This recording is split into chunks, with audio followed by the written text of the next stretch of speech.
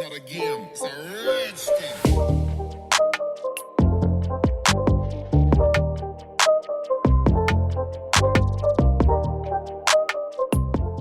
What's going on, everybody? It's your Flag Tech guy Mark, and today we're going to be talking about the Surface Duo. Now, I've had this phone for a week and I have my full thoughts, my full review of the phone, and it's simply amazing. Every time I put this phone down, I want to pick it back up and do something else with it. But the theme of this video and what I want you to think in the back of your head while you're watching is, I'm ready for this phone, but this phone is not ready for me. So before we get into anything else, if you're new to the channel, make sure you guys hit that subscribe button and ring the bell so you don't miss out on more videos like this one, especially during Techtember.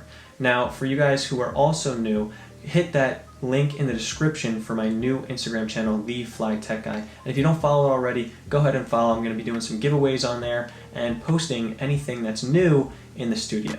So that'll give you a good way to stay inside on what Flag Tech Guy is doing. Without further ado though, let's dive in.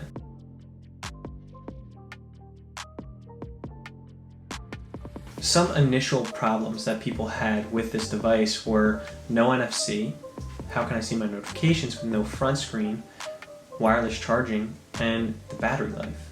Well, there's fixes for those, so let's talk.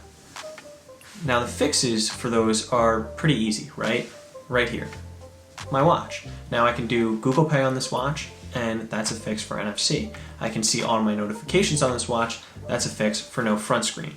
Now, the wireless charging and the battery life, those are two things that we'll have to talk a little bit more about. And first off, charging this phone with a wire is not a big deal, and it actually charges pretty fast. Even though it's 18-watt charging, I put this in the charger for about 10 minutes and it was at 17%, and it jumped to 36 in no time. So that was really, really good, and that shows that the battery life is not bad on this device, especially for me. I get about 5+ hours of screen on time, so it's pretty easy for me to use this device and get through an entire day. Now, if you're gonna use it extensively and it's gonna kill your battery, then plug it in here and there, but I think that will also get you through the day pretty easy if you plug it in for 10-20 minutes, not that much. So wireless charging, not a big deal. Battery life, very good. And then, NFC for my watch, using Google Pay, and seeing notifications. All easy fixes for me.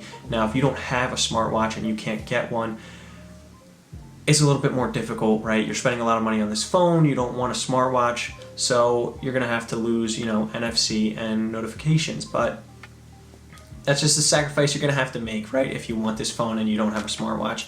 Even though some smartwatches are going pretty cheap right now, the Fossil Sport, the Mi Band, some Fitbit watches, but, right, we don't want to use a watch, so I understand.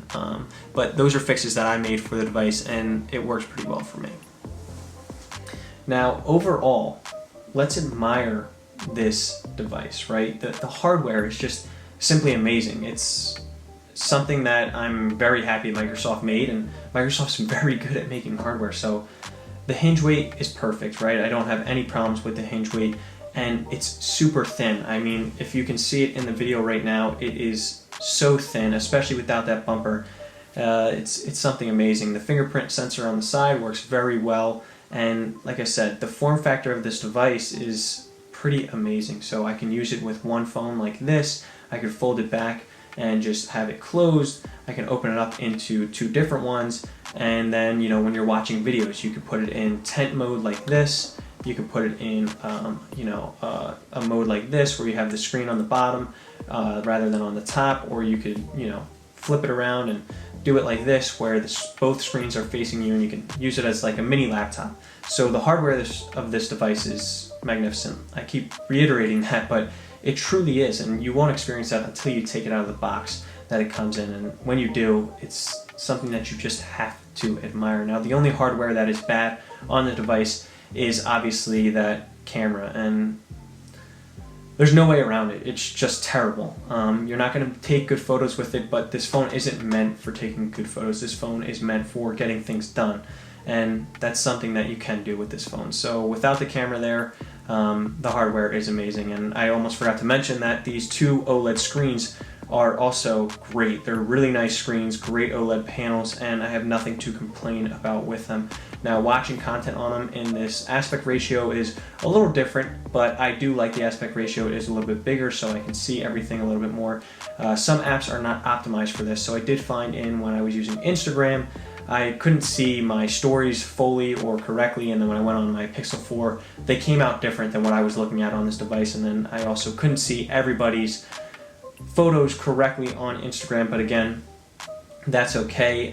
It's something that I'm willing to live with here, but this aspect ratio is pretty good, and again, the hardware is amazing, and we need to admire that. Microsoft did a great job with this hardware, and with hardware like this, software will come, because I believe this is the best form factor that we have, and I will be going back to this form factor. So I really hope that apps optimize for this dual screen, this form factor, and I think they will, because a lot of people like the way this phone is set up, and that you could do two things on once, and you basically have two different screens. I think it's just the way to go. So apps will optimize, and the software will get better on this device. Microsoft and Google will collect enough data to optimize this software. And coming with Android 11 is more native ability for foldables, so that will also help. And I think that this hardware, it's just amazing, and you need to unbox it in order to see that. With great hardware, you would expect great software, and that's not really the case. The software is really awesome when it works correctly, and I would say more than not it does, but you're going to need to wait for a few software updates if you're really going to want to use this as your daily driver. At least in my case, I've been experiencing a lot of bugs, but when it works correctly, man, is it awesome to use, and so much fun, again, to use this device when the software works correctly. But there are a decent amount of bugs. I found some when I'm using the calls, when I'm spanning apps across the screen, or when I'm just trying to scroll up, it doesn't really register. And I know come Android 11 there will be, like I said, better native features for foldables, and I expect that to work for this device as well. But let's talk about the software, right? You can use two apps separately on each screen. You could span one app across both screens and still use it that way. It still works amazingly, and you could get so much done with this form factor, with this device, and with this software. And when the software gets better, it will be much easier to use. Right now, again, it is hard to use it with some of the glitches going on, and also having to swipe up so many times just to go home. Sometimes the screen goes black. These are just regular things that happen, and this isn't talk about bugs feature, right? This is what can the software provide. Well, the software will allow you to get things done. Like I said, you can open two screens up and have two different apps. There's app groups, so you can open two apps at once. There's great features for this device and any way you use it. So I think you're gonna like the software on this device. I think it works pretty awesome, and there's a lot of things you can do, and I like using it either in portrait or landscape mode when I'm surfing the web, especially because that crease in the middle isn't too big a deal when I have it in this landscape mode, because I'm scrolling down, so I read everything that's on the first screen, and then if I need to look below, I can see it on the second screen. And that crease, like I said, in the middle, it's just irrelevant. It's not too big of a deal. And when you're using the device regularly, it's also not a big deal having that crease in the middle, because that's not what this phone is meant for. So you don't look at this phone like, oh, it's a foldable, it should be across the entire screen. You don't look at it like that. You look at it and say, yeah, this phone is two different phones, and I'm trying to get two things done at once, so I have two separate screens to do that. And the software allows you to do that. It needs to get better though. So end of the software conversation, right? Software needs to get better, but it will. And I hope Microsoft makes it even better as this device continues, and come second gen, this is going to be the device to go to. Now, the overall thoughts of this device. Many of you guys probably think, wow, he hates this device. He doesn't want to use it. He doesn't like it. He's been bashing on the software, the hardware, the camera. And that's not true. I love this device. I want this device to be my daily driver. I want to be able to use this every single day and have no problems. But remember what I said in the beginning of the video. This phone is not ready for me, but I am ready for this phone. So I want this phone to succeed. I want Microsoft to make the perfect foldable phone in this form factor. And right now, they didn't, right? They made a great phone, a wonderful phone, but it's not perfect, not yet at least. And I think second gen, it will be. It will be amazing, the camera will be upgraded, the hardware will be even better than what we have here, and the software will no doubt be much better than what it is now. So there's only one way to go, and that's up. And that's where Microsoft and Google are going to take this phone.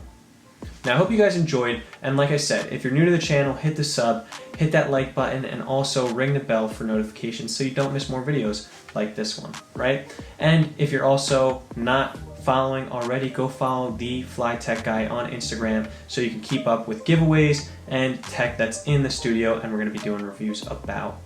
Other than that, guys, it's your Fly Tech Guy Mark, and I'll see you in the next one.